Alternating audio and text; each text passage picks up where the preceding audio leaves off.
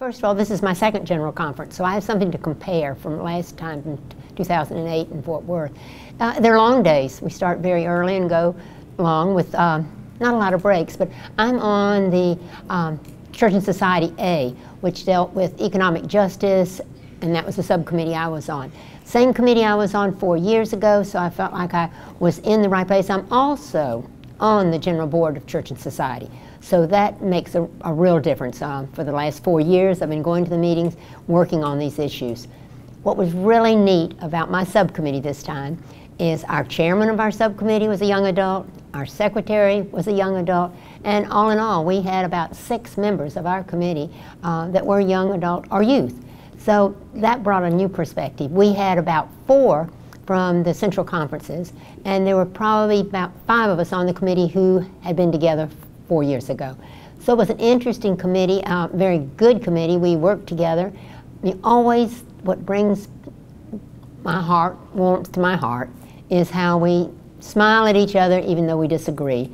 We're able to stand up and express ourselves and get things done and move on, and hopefully that'll come from this general conference. I'm a little bit disappointed in some of the issues that we've voted on. Because of Church and Society, I care very much about the open doors, open hearts, open minds. And I'm afraid we have closed some of our doors to certain people, and that brings sadness to my heart. But I guess the most positive thing is that even after those votes, I could link hands with others and say, there'll be another day, we'll move forward. With the many, many languages and the interpretations and with the translators, I don't feel that always our international delegates are in tune to what we're doing, because they don't get things in writing. Today we were considering that. The plan we were looking at, they didn't have it in their language, only in English. So they're a little bit disadvantaged when votes come. But I have certainly made some friends among our central delegates and delegates from around the world. The appointment process, you know, there's not guaranteed appointments. I think folks in South Carolina would have great concern about that both ways. I know churches that wish there had been a way to have a different pastor. So I think they're going to be interested in that process and how it's carried out.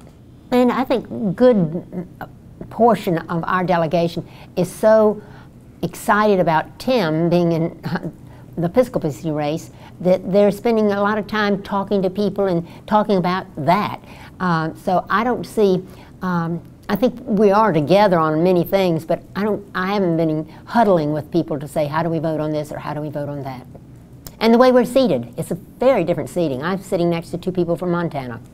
I am more and more comfortable with where I am as a United Methodist. I believe in the church, and I want us to grow, and I want us to open our doors to all. But as a whole, it's been a wonderful experience.